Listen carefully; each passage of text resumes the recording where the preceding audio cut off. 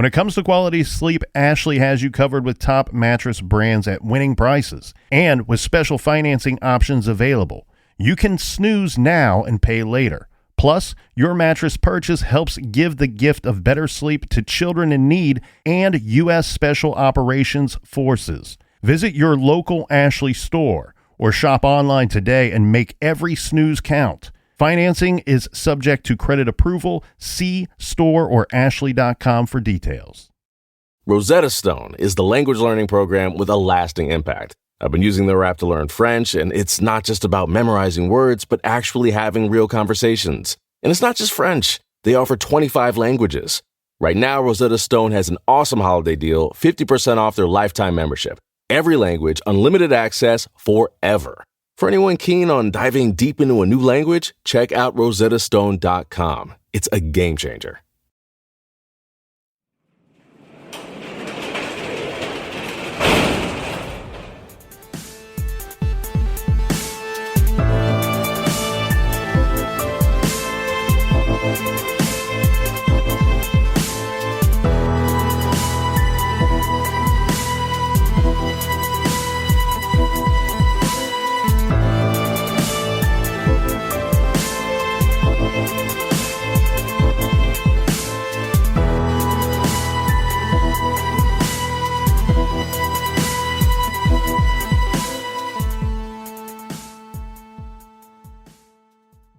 Welcome to True Crime Garage. Wherever you are, whatever you are doing, thanks for listening. I'm your host, Nick, and with me, as always, is a man that is as fresh as coconuts and daydreams. He is the captain. Ain't nobody dope as me. I'm just so fresh and so clean. Thank you. It's good to be seen, and it's good to see you. Thanks for listening. Thanks for telling a friend.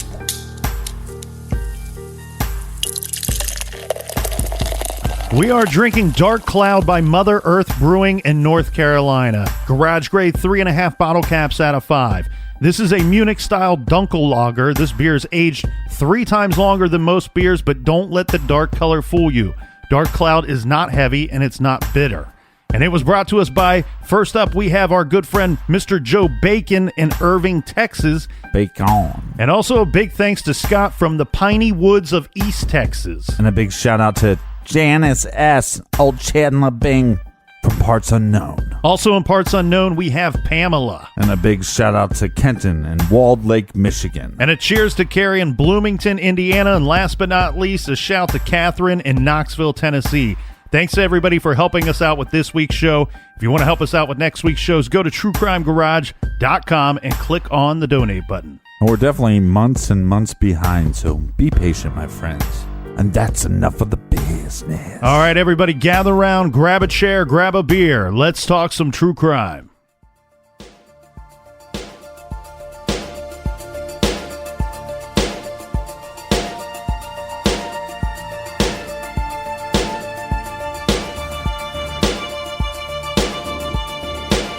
On the night of December 20th, 2015, Sean Patrick McDuffy Jr., along with his quote-unquote friend Eric Brown, left Calhoun, Georgia. They were on their way to Clay County, North Carolina to drop off Eric. Well, they're successful in doing so. And Sean Patrick McDuffy Jr. is making his way back home to Calhoun, Georgia. Now, he is spotted twice on his way home, and this is on December 21st, the following day. He's spotted 2 times on surveillance cameras, first at a Walmart store and then second at a Car City gas station that is located in Franklin, North Carolina. Both of these sightings, according to what was observed on the surveillance footage, Sean appeared to be alone at this time. Shortly after leaving the gas station, he called his then girlfriend or ex-wife. We're a little confused on the relationship, but the woman he lived with, he called her on his cell phone, explaining that he was confused and lost. He did not know where he was going. He did not know what road he was on. But more importantly, he told her, "Please tell my children that I love them because I think that I'm being followed." Shortly afterwards, he loses cell phone service. And then for the next several days, his Brandy King and his mother and his sister Megan, they search for Sean. They see no trace of him. They never hear from him after sending him messages, calling him, never hearing from Sean Jr. On December 30th, just 4 days after he was reported missing, and now 9 days after anyone had spoke to Sean, his rental truck was found. The vehicle was located by a private citizen sitting in the middle of Bernard Creek Road, which is located within the Natahala National Forest. This is a gravel one-lane road that dead ends. The road turns off of U.S. Highway 64 West in Clay County, North Carolina. Now, we believe that Sean was traveling on that road according to what we could see on the surveillance footage at the gas station. During this time of year, when it was located, this road was seldom used other than by a hunter every so often. So it's really not surprising that it was not located, that the truck was not located until several days after Sean was reported missing.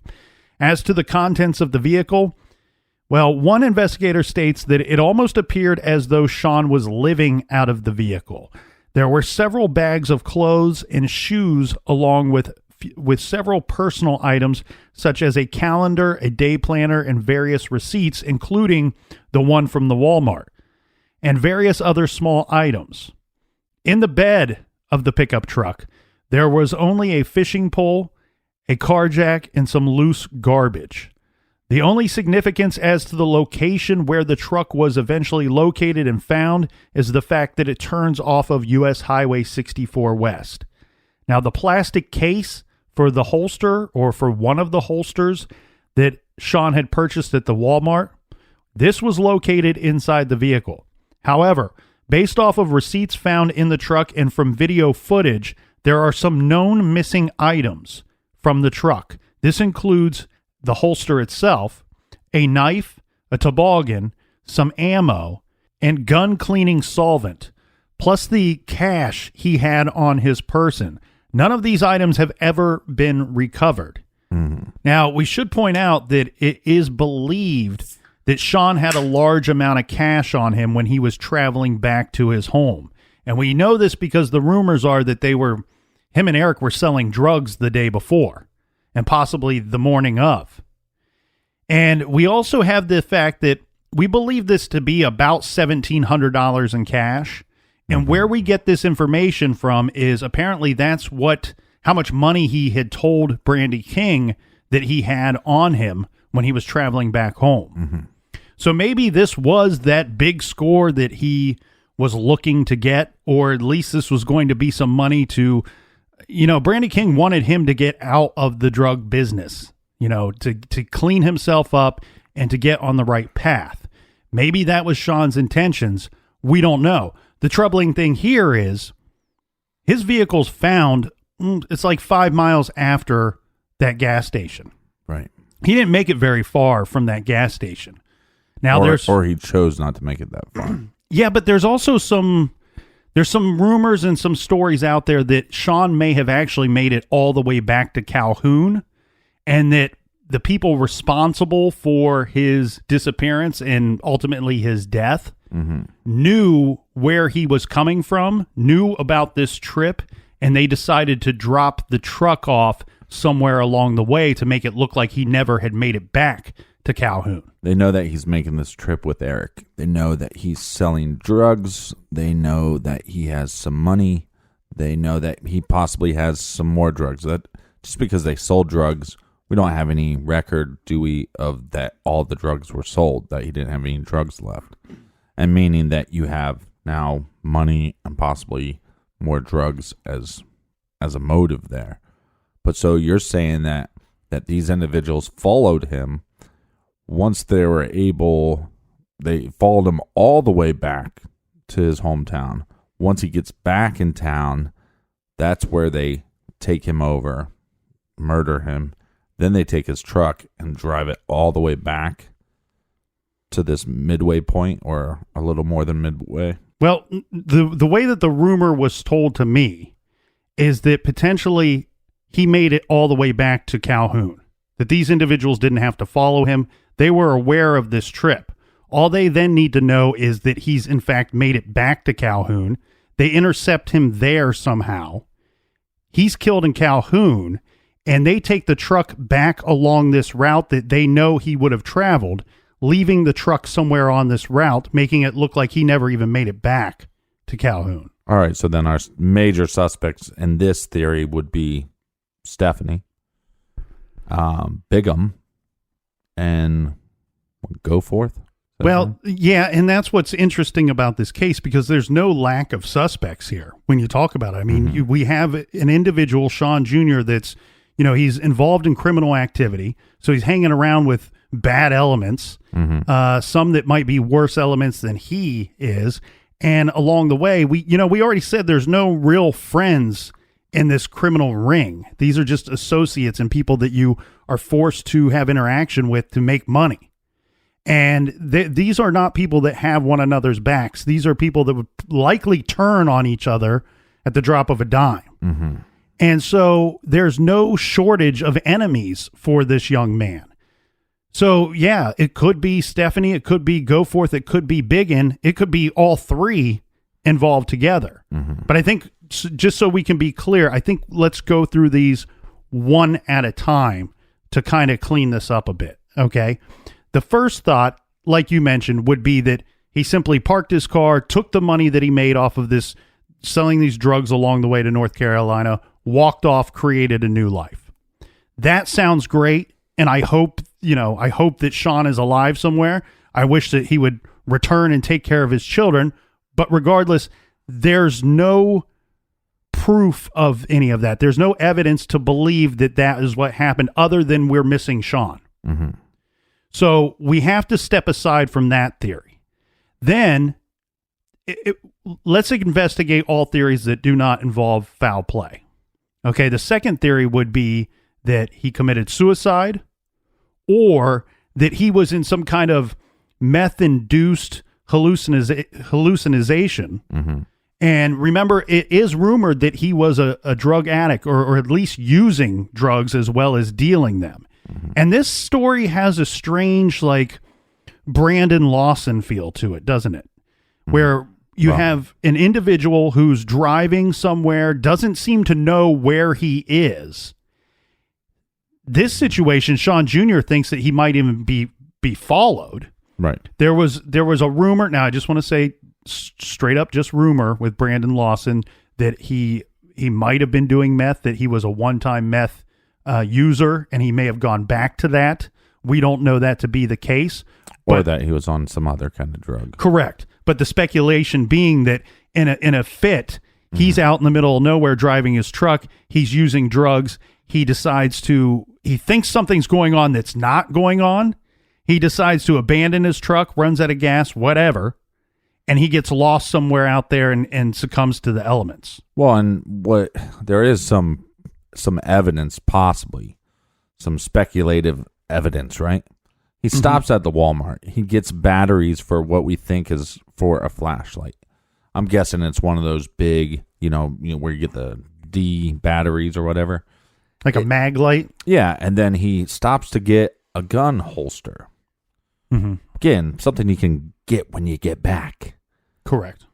Flashlight. Do you need it tonight? You can get the batteries when you get back. Right. It's almost like, well, I stopped at the Walmart. Now I'm going to stop at this gas station. I'm going to get directions. But what did he get directions for? Did he get directions to get back home? Or was it, hey, is there any place I can fish around here? Or is there... Yeah, because he did have the fishing pole on that. Right. And just because there's one doesn't mean that he didn't have two in there to begin with. So all I'm saying is, like, the getting the batteries almost seems like it was intentionally to get them for some reason before he got back. That's all I'm saying. So that gives us some evidence that maybe, hey, I'm going to go off into this woods after I made a bunch of money, going to do a little drugs, do a little fishing, never seen from again. Well, and that's interesting. You bring up a very interesting point here, because like we said yesterday, there's not a ton of information out there. Well, that's not even a fair statement to say. There's no information out there on this case. This is an open case, and they probably have collected a lot of evidence and information. They've just not released it because it's not necessary to do so. So where the story comes from that Sean Jr. stopped, and one of the reasons for stopping at that gas station was to ask for directions. This comes from Brandy King. Mm-hmm. I've not seen anything or been told anything from somebody working at the gas station that says, in fact, yes, he did ask for directions. Mm-hmm. For all we know, maybe he didn't. Maybe he didn't ask for directions. Or like you said, where did he ask directions to? What seemed to be his destination? Was he asking for directions back to Calhoun or some other location? And like you said, he stopped off in an area that pretty much only hunters would travel. At that time of year. Right. So was it, just, hey, is there any place that I could see nature? Go on a hike? Yeah, I mean, who knows? I'm just saying that I think getting the batteries before you head back is a sign of something. Mm-hmm. Well, here's the thing. Yeah, and you're right. He picks up some strange items, makes some strange, odd purchases, let's say.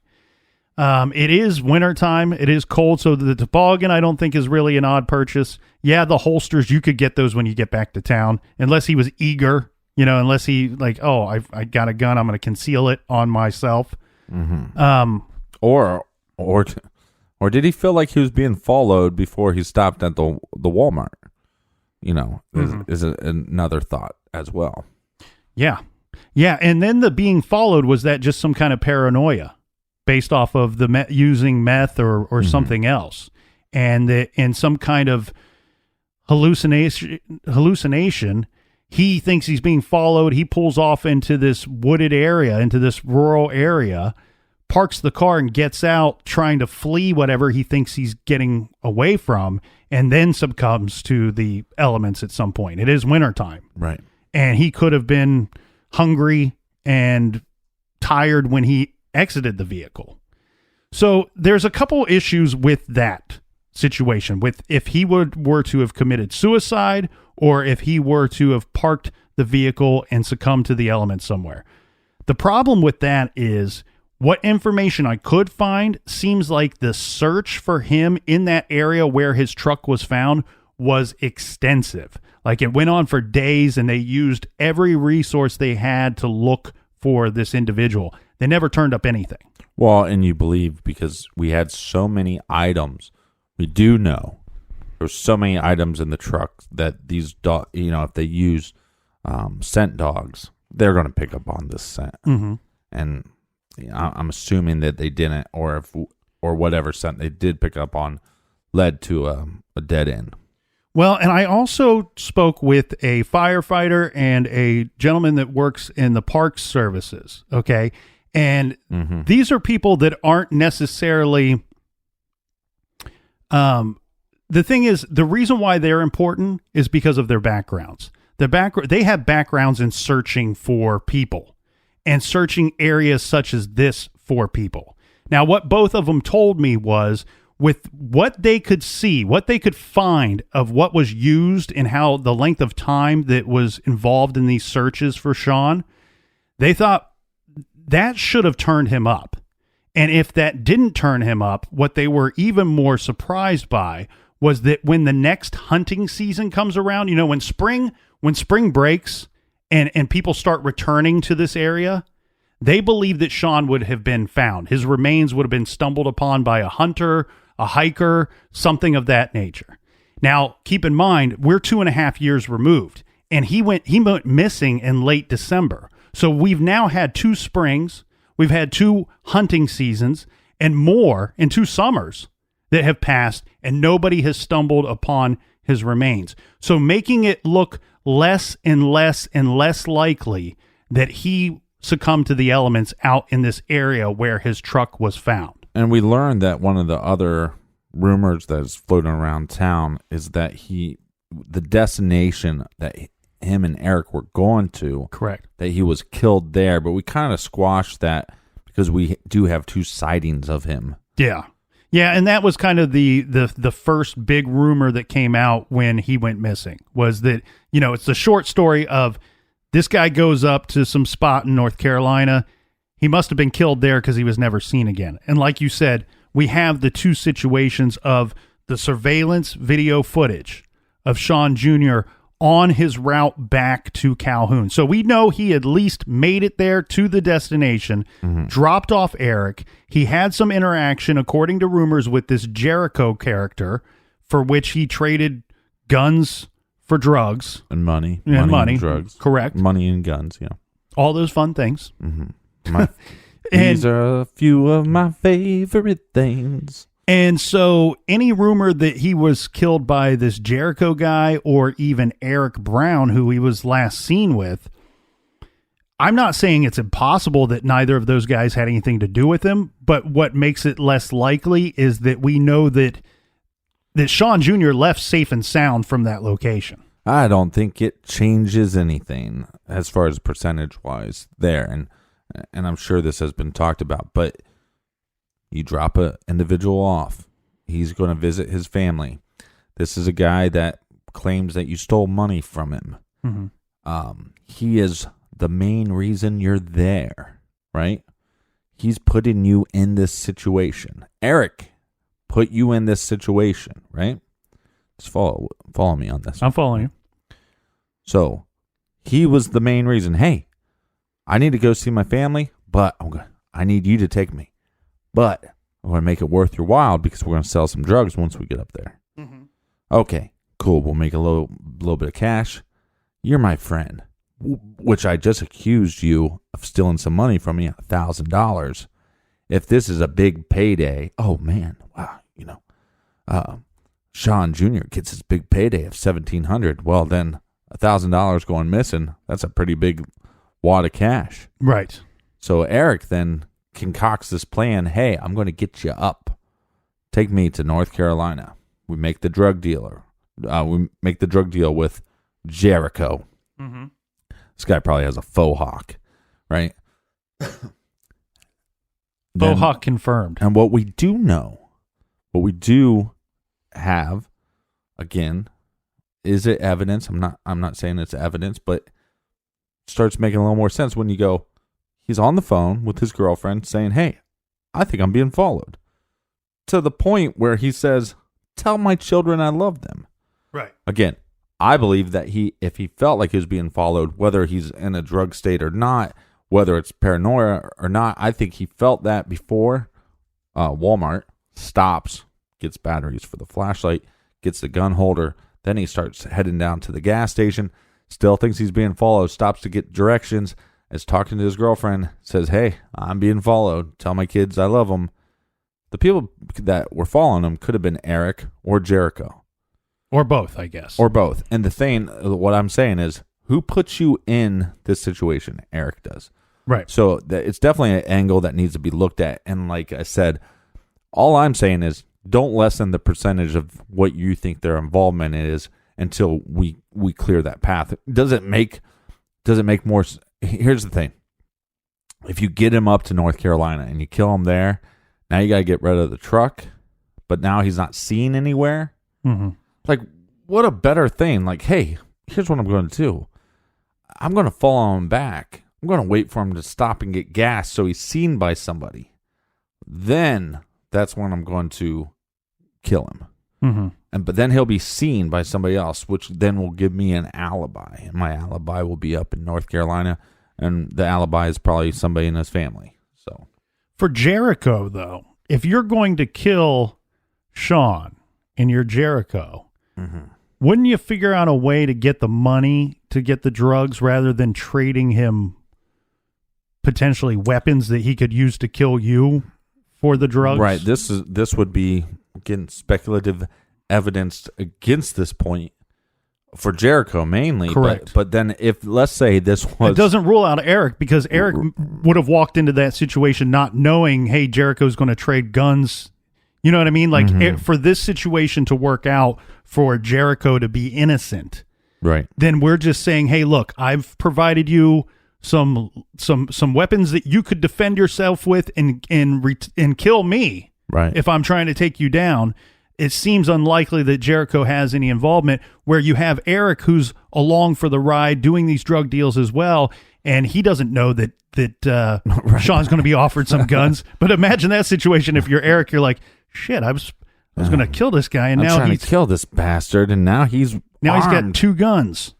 Armed and ready to go. And look, that's the other thing that I kind of wonder here. Like, you think you're being followed, so you stop.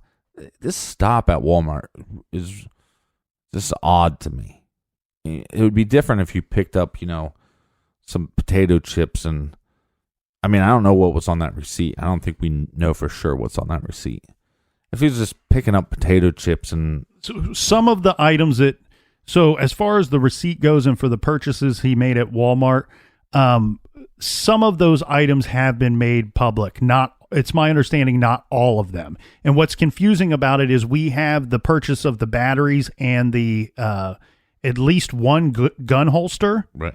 But remember, we have a later report that says, due to receipts found in the vehicle and things seen on surveillance footage, there were items that they thought they would find in the truck that were never recovered. Right. So we know that some of the items have been reported, but clearly not all of them. Yeah, and so, again, that's the tough thing about some of these cases. You go, to me, there's something there with the Walmart, the stop at Walmart. But again, if you tell me on the list that there was a cup of Coke, some Coca-Colas, there was a slice of pizza or something or a pretzel or something, sometimes they have the pretzel shops in there or whatever. And if you tell me that's on the receipt too, and then, by the way, while he's in there, he just bought some items. Right. Okay. No big deal. That stop doesn't seem as random, but you go batteries and gun holder. I go, if you feel like you're being followed and you have this gun, why not get a holder? Why not get some batteries for your flashlight? And is it possible that at that second stop, that when he got back in the car and he lost signal, that he said, you know what, screw this. I'm just going to pull off 64, and whatever's following me, they're going to stop or they're going to keep going. Right. But if they stop, I'm armed. Now, if they search the site a lot, you'd think that they would find some bullet casing. Right. Now, this is why it kind of leads me back to a possible Jericho or a possible Eric. Because what if he pulls off, the person pulls in, his gun is drawn, and then he realizes, I know this person. Mm-hmm. So, I don't know. That's just where my brain has taken me, hearing this for the first time. Okay, so let's go into this other theory of that he actually made it back to Calhoun. Okay, and the way that this theory works is like this, was that that this trip was not like a super secretive trip, that there were other people that would have had some general knowledge of what was going to go on, that they were going up there to sell drugs, and Sean was coming back to Calhoun with a large sum of money with him. Okay, now there have been people out there that have told me, look, we don't know whether or not that he actually made it back to Calhoun, but there is nothing really out there that would suggest otherwise. There's nothing out there that would make us believe that there wasn't a chance that he didn't make it back. You see what I mean? Meaning, just because of where his truck was found, we know that the truck was found about 5 miles from the approximate distance of where he lost cell phone service. We do know that. But we don't know that it was found, we don't know that it was in that spot 5-10 minutes after he lost cell phone service. We just know that it was found there 4 days later. Or 9 days later. Somebody had 9 days to get that truck to that location if they wanted to. So there's people out there that have mentioned this rumor and this theory, that Sean actually made it back. And at some point he was intercepted by Goforth. Now, Goforth, the rumor is he enlisted his buddy, the help of his buddy, who we will call Cowboy. Well, hold on. We need to take a quick beer break. So we'll go back to Goforth with his buddy Cowboy right after this quick beer break.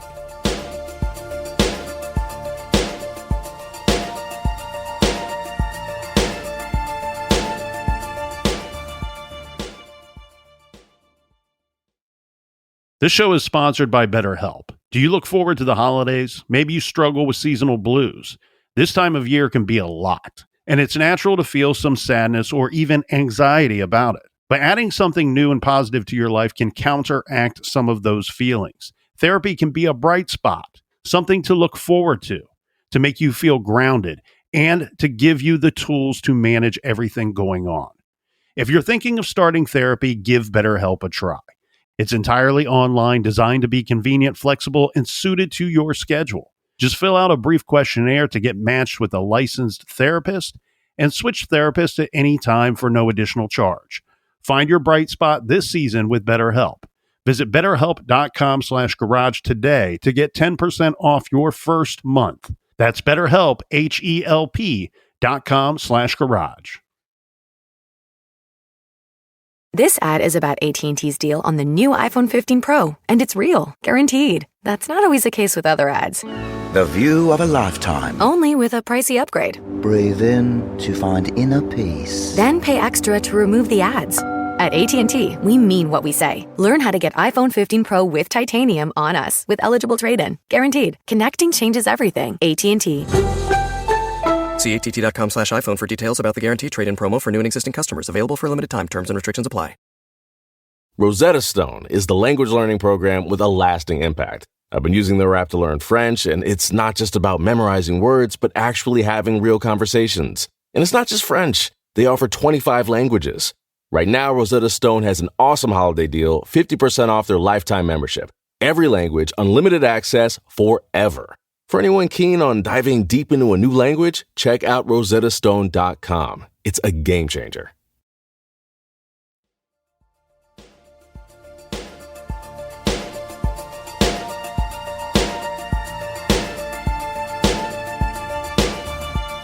All right, we're back. Time to go forth with this go forth and cowboy theory. Cheers, Captain. So the theory works like this, that at some point Sean returns to Calhoun. There are people out there that suggest that there's nothing out there, no evidence to suggest that he didn't make it back to Calhoun. Mm-hmm. And when he arrives, he's intercepted by Go Forth and Cowboy. Now, Cowboy is I shouldn't say rumored to be. There's many reports out there that this is a very violent individual, that he welcomes violence and is capable of possibly making somebody disappear. And this would be why Go Forth would have enlisted his help in this situation, that they had this guy that they wanted to take care of, so he brings in Cowboy. Now, why is this a rumor? Well, there are many people in Calhoun. This is one of those stories, okay? This is one of those cases, Captain, where you go, I wonder where the evidence is, because if this thing was investigated in the way that we were able to do this, just by talking to people, right? There's plenty of theories out there, because there are plenty of people that have said, hey, I heard this, I heard that. There, you talk to somebody in Calhoun, they've heard something that means, the result of why Sean has disappeared. And right, but what we talked about earlier in the case is that sometimes law enforcement know what happened, they just can't prove it. Well, I think what the problem here is that there are several rumors out there, and some of them point to some individuals being involved, and some of them point to other individuals being involved. Mm-hmm. So the rumors regarding Go Forth and Cowboy are that Cowboy took Sean to a deserted drug house, and there he shot him. And there are several stories as to what he did with Sean's body. One being that he was placed in the woods, another that he was cut up and thrown in a creek, another that he was buried. So under these situations, though, where we have further rumor to back up these stories, there would later be several women that would say that either Go Forth or Cowboy or both at one time had shown them Sean's body. So we have the rumors of Go Forth and Cowboy going around town telling people that they've killed Sean Jr. Mm-hmm. And then later we have women stating that not only was I aware that they had killed him, but they showed me his body. Yeah. Well, that seems like something I'd really want to take notice of. You know what I mean? Mm-hmm. Like this is not just a rumor floating around town. Now we have rumors of women saying, I've seen his body. Correct. So here's the other weird thing. Now we have to throw this into the mix. There are several people that reported that the day after Sean disappeared, remember Stephanie, who was selling drugs? She was maybe Sean's boss at one point. That she was spotted with a large wad of cash on her the day after Sean went missing. This is very troublesome, right? Because we know that we believe Sean had a large amount of cash on him. There's lots of evidence to suggest this. So how did Stephanie get this money? Now she claims. Well, she's a drug dealer too, but go ahead. No, I get that. But it's also the day after this individual goes missing. She claims, when asked about this money, that she won it at a poker machine that paid out cash. So that's how she acquired this large sum of money. Now, here's where I think things are strange. Because we squashed the rumor that he was killed at the destination in North Carolina. Right. And Eric's family's place. Yeah. Or in the area of. Right. And now we bring up this theory that maybe he made it all the way back to Calhoun. Here's my thoughts on this. I wonder why can't it be somewhat both? Okay, could it be that they get to North Carolina? Sean leaves on the 21st. How do we know that was the plan? Any chance that the plan was, hey, I'm going to stay the night on the 21st. I'm going to wake up first thing in the morning, and then I'm going to hit the ground running in the morning and make my way back to Calhoun. Right. And what I'm getting at with this is there a chance that several of these players are somewhat involved? That they may have different levels of involvement, but they're all somehow involved in what ended up happening in the end. Meaning, was Eric in conversation with people and saying, look, he's trying to leave. I know we said that we were going to do this here, because if you were going to set this up, if this was premeditated murder, and the reason why I'm kind of circling around the thought that there's foul play here and murder involved, one, when you listen to the trailer of yesterday's show, that's a straight up report from law enforcement where they're stating that there were things found in this jurisdiction that led them to believe foul play was involved. They don't seem to believe that he just walked off on his own. So that's why we're circling around the thought that somebody murdered this individual. And I don't think that it's any coincidence that this guy is making this trip where he could make a bunch of money, and he has all these known drug associates that probably knew about this trip. They got the drugs from somebody that they ended up selling. That person probably knew about this trip. And then we have Stephanie, who's supposed to be the link between Eric and Sean Jr., so she may have known about the trip. We have Eric's cousin Derek, who knows about the trip. So many people probably knew about this trip. And what I'm getting at is, if this is premeditated first-degree murder of Sean Jr., well, the most opportune time, my thought would be to get him while he's out of town. To get him when you know he's going to be up in North Carolina, get rid of him there. And this is going to cause a bunch of confusion, because the people that need to be investigated in the disappearance of Sean Jr. all live and reside in Calhoun, out of the jurisdiction of where the murder actually would have taken place. Now, think about this. Let's say Eric's up there and Sean Jr. is hinting around like, hey, I don't think I'm going to stay the night. I think I should probably just get back. It's close to Christmas time, or now I got all this money. I'm itching to spend it or get it back to my girlfriend or wife or whatever she is, right? And then he starts communicating with these people and saying, look, I know you guys were going to come up here and get rid of him tonight or in the morning. But he's heading back now. He's saying he's going to leave. And guess what? I can't stop him from leaving. At some point, he's going to leave. You guys need to get up here. And what I'm wondering about, Captain, is there a chance that he was intended to be killed there in North Carolina? Sean Jr. intended to make it back to Calhoun, but the people that were going to kill him, they were en route or had to be en route sooner than they had planned, and then they're hoping to intercept him somewhere along the way. So in a sense, both theories are somewhat truthful, meaning that one, that was the initial plan, and two, hey, if we can't intercept him somewhere along the way, we're going to have to get him once he gets back here to Calhoun. Yeah, and I didn't really like the whole idea of when he gets back here, we're going to get him. Right. The reason why. It seems a little too loosey-goosey, doesn't it? Like too many things could go wrong with that plan. No, I think it's probably look, at least Go Forth and Cowboy would be on their own turf, right? So that would make a little more sense because the law enforcement, at least what the cop cars look like, right? Right. So that's one thing. But the thing that always kind of went, well, that theory doesn't sit well with me was the convenience of where his car was parked or where the rented truck was parked and coordinates of the last place he was seen, the last place he's told his, girlfriend he was seen. Yeah, he's making communication through his cell phone.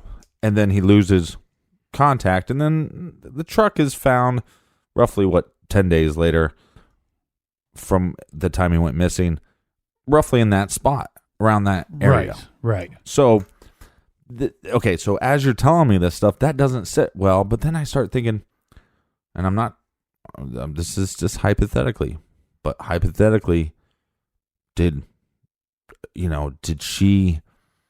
was she a part of this? Right.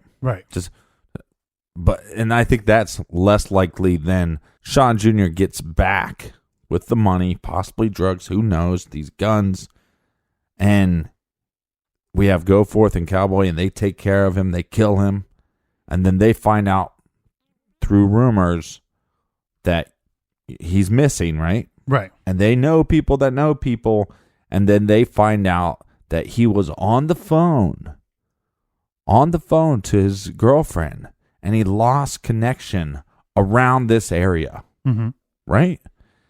Well, you just killed this guy. You have this rented truck. That's the biggest problem. Right. But now you know where he lost signal with his cell phone, and you're probably hearing some rumors around town. You would know exactly where to go drop off the truck. Right. To start pointing the fingers as other possibilities. Well, and that's interesting that you say that, because I suspect that there may have been people in Calhoun that had an idea of where Sean was when he went missing. Meaning they may be aware of that phone call that he had with Brandy King. Why? Because Brandy King was actively looking for Sean within the days after he disappeared. So how does that conversation go down if I'm Brandy King and I'm talking to you and I say, hey, look, I last spoke to Sean here. He said he was here and he left this gas station, or I guess the thing that complicates that is Brandy King stating that it sounded to her that Sean didn't know where he was. So maybe that complicates that a little bit, right. But you could still have that conversation of saying, look, I was on the phone with him and we dropped service and I've not been able to talk to him since then. I've not been able to communicate with him since that occurred. So I think for me, what seems to be the most plausible theory is that I think that these individuals that are involved or potentially involved with this, that they are street smart enough to know that if we need to get rid of Sean, or if I need to get rid of Sean, I need for it to happen when he's out of town. Why? Because that creates a lot more possibilities than just me being involved. Right. It creates a lot more possibilities that maybe nobody even in Calhoun was even involved because he went missing or was killed so far away from here. Then I think, guess what? When that plan is uprooted by him leaving early, now there has to be a new plan. And plan A is, can we intercept him on his way back? And if we cannot do that, then we're going to need Eric, and maybe it requires the help of Stephanie, I don't know, to set up another trip, maybe a month from now, to North Carolina and give it another go at this whole thing. If that's your plan. And I think, unfortunately for Sean and for his family, personally, I think he got intercepted on the way home. Well, I think that like you said, and like he said on the phone, that he thought he was being followed. I think he truly believed he was being followed. And I think what happened was when he was on what was that, 64 West. Mm-hmm. I think he sees this little Bernard Creek Road that shoots off the side, and he thought, you know what? Whoever's following me, if I'm far enough away from them, let me pull onto this little country road, and maybe I duck them. Right. And they keep going. Yeah. And go ahead. I was just going to say, a little tip, if you ever feel like you're being followed, take, 4 right turns or 4 left turns, because you're going in a circle, obviously.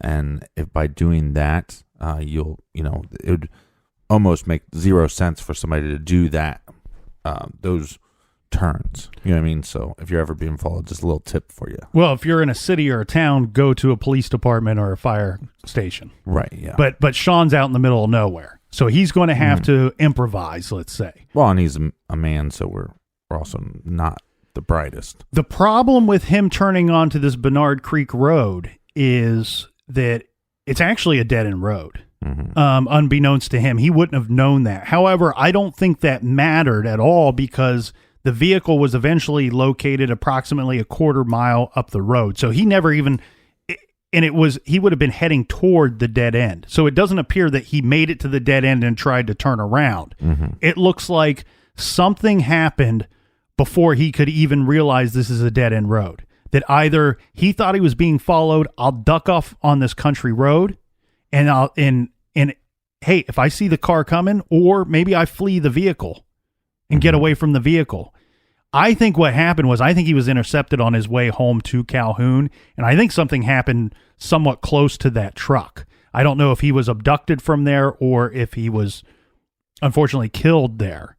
Right. But I think something happened close to that truck. Now, you think we'd heard? I think we would have heard more rumors about that.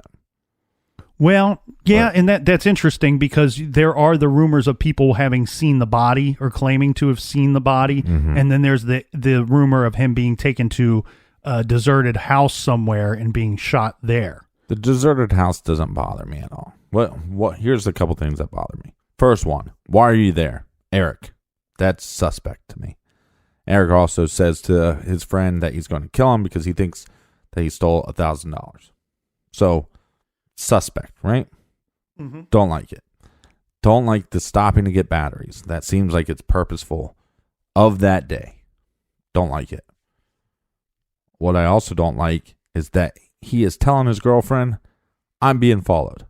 Don't like that at all. Right? Mm-hmm. Where the truck is found. Don't like that at all. But the thing that I don't like the most is these women coming forward saying, I saw his body. Yeah. That's the thing so out of all the things that don't make a lot of sense to me, that I feel like there's something more tangible there, that out of all of them just goes, well, that doesn't sit well. Yeah. So I tell you what, though, Captain, here's at the end of the day, what I think is, I hope this case does not go cold, because I think this is a very solvable case. And what I mean by that is I think that there's enough rumor and there's enough stories that there's got to be truth. There's enough people talking, yeah. There's enough people talking, but there's got somewhere, if you sift through it enough, there's got to be some truth in there behind one of these stories, or little hints of truth in several of the stories. And I think what can happen is, I think that this could work itself out. I think that it could be solved. We're going to need some people to come forward. We're going to need some people to talk, and we might need some people to turn on one another. Mm-hmm. Because in my opinion, there might be a good chance that 5, 6, 7 people know what happened. Mm-hmm. That they have maybe not firsthand knowledge, but they've been told exactly what has happened. We talked about this when we covered Tara Grinstead's case. Right. We had an individual that had firsthand knowledge or knew a good amount of firsthand knowledge, and he tried to tell 6, 7, a dozen people. Everybody just thought, oh, he's just joking. He's just making this up. For 11 years, basically confessed to 7 to 9 people, yes. Right. And I'm hoping that at some point, at some time, the guilt in these people catches up with them and they start coming forward and telling the appropriate people. Tell law enforcement what happened, because I think there are many people out there that know what happened to Sean Jr. Now, I will say this. One thing that our investigation and looking into this case has turned up is we have been told that there is at least one individual out there that claims to have information regarding the possible whereabouts of Sean Jr., of his remains, or maybe what had happened to him, that is now willing to speak with law enforcement and was not before. Now, what information does this individual know? We don't know that exactly. But what we have been told is this information is being reported to law enforcement. Maybe this is the tip they need. Now, some other keys to possibly solving this case. There is a rumor that his body, Sean's body, might be in the Sims Mountain area. And there's actually local rumor of a more specific location than just the Sims Mountain area. But I couldn't find anything in the newspapers or anything through the course of the investigation that suggests that that area has ever been searched. So it'd be nice to see if they think there's enough weight there in that rumor to search that area or that more specific area. The other thing is interview Goforth. Interview this individual that we've called Goforth, because this individual's in prison now, just 2 years later. And the information I've been told is he's serving a life sentence. So if there's something that he knows, somebody that he could roll over on, this would be the time to talk to him. Everything that I've found and everybody that we spoke to, nobody could suggest that Goforth has been interviewed at any point or was willing to cooperate in the investigation.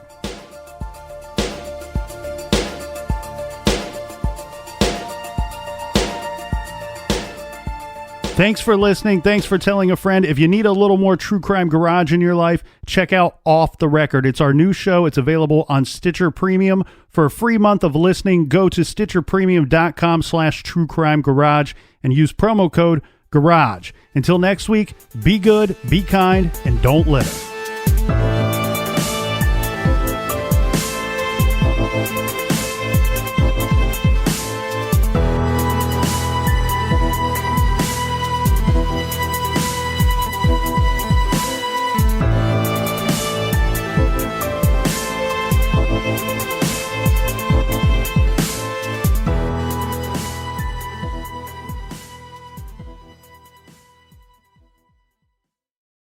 You can live out your MasterChef dreams when you find a professional on Angie to tackle your dream kitchen remodel.